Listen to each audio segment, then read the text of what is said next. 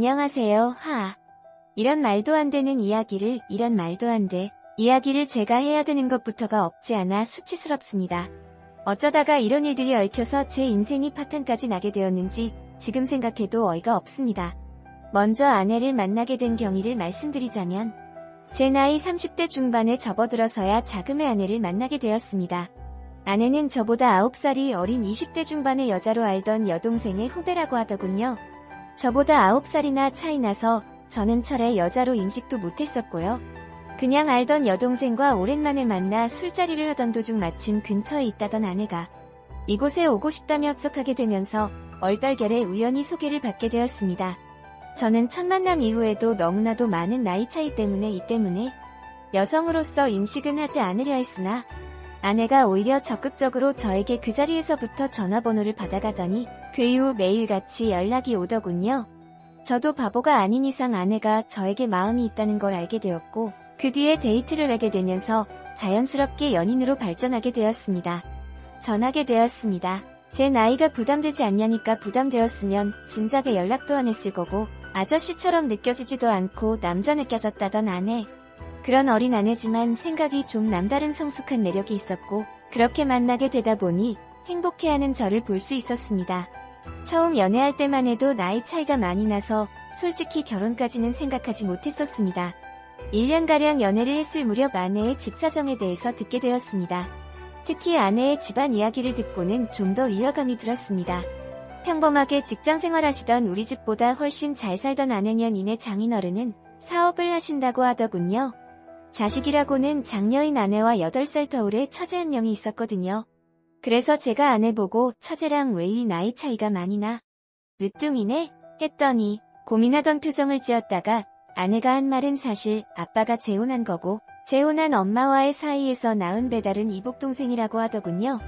그래서 상처가 있었겠구나 싶어서 더 이상 깊게는 묻지 않았습니다. 저도 이제 30대 중반이 되고 후반으로 접어들어 가려 하니 집에서는 아직도 만나는 사람이 없냐며 계속해서 선자리를 보여주려 했었고 어쩔 수 없이 저는 현재 사귀는 여자가 있다고 말을 했습니다. 그전까지만 해도 아내랑 결혼할 수 있을까? 긴가민가 했지만 저도 다니던 회사가 나쁘지 않았고 연봉이 나름 낮은 편은 아니었기에 정 안 되면 제가 이 어린 아내를 먹여 살리면서 처가 도움 없이 같이 살까 고민도 했었습니다. 아내에게 집에서 계속해서 결혼 압박을 준다고 하니까 아내는 대수롭지 않게 그럼 결혼해야지 뭐 프로포즈는 언제 할 거냐고 되묻더군요. 진짜 나랑 결해도 괜찮냐니까 그럼 결혼하기 싫은 남자랑 사귀냐던 아내.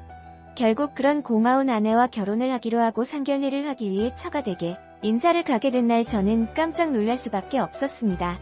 저랑 나이 차이가 거의 안 나 보이는 여자가 있더군요. 그게 바로 장모님이었습니다.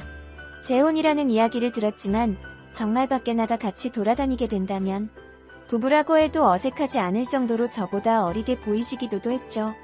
오히려 장인어른과 장모님이 부녀처럼 보일 정도였습니다. 장인어른은 저에게 나이가 너무 차이 나는 거 아니냐는 말에 장모님이 장인어른의 옆구리를 찌르면서 우리 나이 차이도 생각 못하고 사위한테 무슨 말을 하냐는데 그냥 느낌이 저보고 사위라고 하는데 너무 어색한 느낌이었습니다. 는데 어색임이었습니다. 그러면서 말씀이 없으신 장인어른 대신해서 저에게 이것저것 물으시던 장모님이셨죠. 저는 어색했지만 그래도 아내의 새어머니인 장모님에게 깍듯이 대했었습니다. 그리고 처가댁에 인사를 드리고 난 후 아내와 데이트를 하며 조심스럽게 잘님, 연세가 어찌 되냐고 물었더니 올해로 41살이라고 하더군요. 진짜 어리게 보인다고 하니까 아내가 기분 나빠하면서 다 아빠 돈으로 성형외 과랑 피부과 덕지덕지 발라서 저런 거라고 장모님 이야기를 하는 것 자체를 아내는 엄청 싫어하는 것 같아서 저도 더 이상 장모님관에서는 아무 말도 묻지를 않았습니다. 그런 제가 눈치 보는 게 느껴졌는지 아내는 저한테 말하길 눈치챘겠지만 새엄마랑 나는 그렇게 사이 좋은 것도 아니고 아빠가 새엄마랑 바람이 나서 친엄마랑 이혼하고 친엄마도 끝내 다른 남자랑 결혼할 거라 했었다고.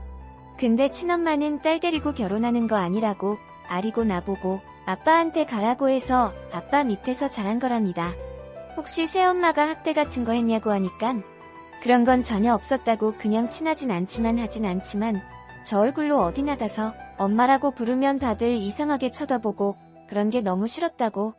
새엄마가 들어오던 당시에 나이가 24살밖에 안 되던 지금의 자기보다 어린 나이였고 자기가 중3 때 보녀자라 엄마라기보다 좀 자매 같은 느낌도 강하게 든다고 애초에 내 나이 때도 남자로 느끼고 남편으로 생각하는데 오빠가 동갑내기처럼 생각할 정도면 자기도 그런 느낌 안 들겠냐며 말하더군요. 그런 아내의 말을 듣고 나니 충분히 그럴 만도 하겠다 싶었습니다. 뭐 그래도 아내가 학대를 당했던 것도 아니고 그저 주변 시선이 이상한 거면 어쩔 수 없겠다 생각하고 넘어갔었습니다. 그리고 얼마 지나지 않아 상견례를 하게 된 날 저희 부모님 안 놀라시게 대충은 말씀드렸지만 미리 말씀드리고 인지했는데도 제 부모님은 없지 않아 알고도 놀라셔서 티는 안 내시고 끝나고 나야 저한테 물어보시길 너보다 어리게 보이던데 장모님 대우 제대로 할 수 있겠냐고 물으시더군요. 그 이후론 무난무난하게 결혼식은 흘러갔었습니다. 장인어른은 자신의 젊은 날의 잘못 때문인지 제 아내를 무지하게 아꼈습니다.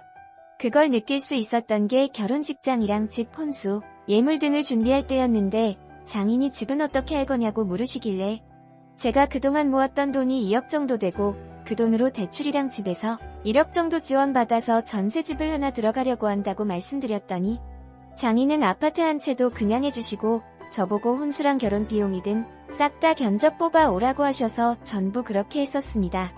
그리고 아내한테 외제차도 한 대 선물해주시고 다이아 반지로 해서 호화롭게 결혼했었죠. 솔직하게 까놓고 말하면 그런 장인어른을 보며 그 당시에는 장인어른의 사업체에 대한 욕심도 들긴 했었습니다. 하지만 그 뒤에 생활이 제 인생을 이렇게 이끌고 갈지 저는 꿈에서도 상상을 못했었죠. 결혼을 하고 처음 사위로서 장인 장모님을 찾아뵈러 가게 된 날 저는 그냥 빈손으로 갈 수가 없어서 비싼 선물들을 사들고 찾아뵈었더니 장모님이 너무 좋아하시며 이 은혜를 갚아야겠다고 호들갑을 떠시더군요. 앞으로 더 잘하겠다는 말에 자주 보자던 장모님 저는 그게 그냥 의리하는 말로만 생각했었습니다. 그렇게 며칠 뒤에 장모님이 저희 회사 앞에 찾아오신 거였습니다.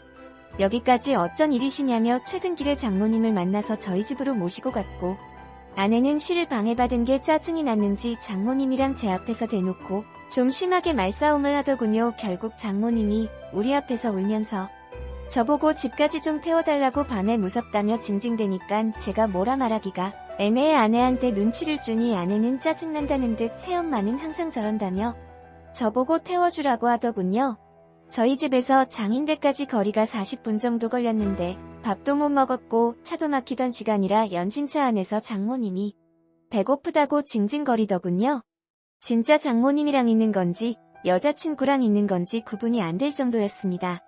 그리고 장모님은 장인어른께 전화해서 딸 집에 갔는데 구박받고 쫓겨나서 밥 한 끼 못 얻어먹고 사위도 밥 안 사준다며 우는 소리 하니깐 장인이 저한테 전화를 바꾸더니 지금 장모 차별하냐고 밥 한 끼 안 먹이고 쫓아내냐고 장모 소홀히 대하면 용서 안 할 거라며 호통치는 바람에 어쩔 수 없어 아내에게 말을 하고 둘이서 저녁을 먹으러 갔습니다.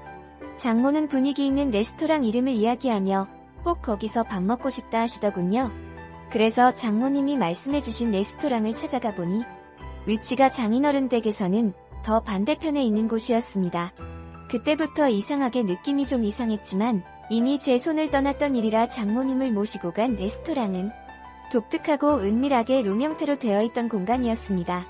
그 은밀한 룸방 중에 한 곳에 들어가 와인까지 시키시며 음식을 시키던 장모님 그러면서 아내와의 생활은 어떻나는 등 묻더니 저에게도 와인을 권유하시길래 저는 괜찮다고 모셔다 드려야죠 라고 하니깐 혼자서 와인 한 병을 거의 다 마시더군요.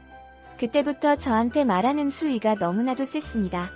아내와의 잠잘 때 관계에 관한 이야기부터 요즘 장인과 관계를 못하니 힘들어서 남자가 생각난다는 등 직감적으로 이 여자가 날 남자로 인식하고 유혹하고 있다는 걸 느꼈습니다. 제가 아무 대답도 안 하고 가만히 있자 장모는 민망한지 웃으면서 농담이었다고 이제 일어나자고 조금 취하신 것 같다니깐 일부러 비틀거리면서 저한테 안기더군요. 그래서 어쩔 수 없이 장모님을 부축해서 차에 태우고 집에 모셔다 드리는데 갑자기 제 손을 잡더니 운전하고 있는 저의 볼에다가 입을 맞췄습니다.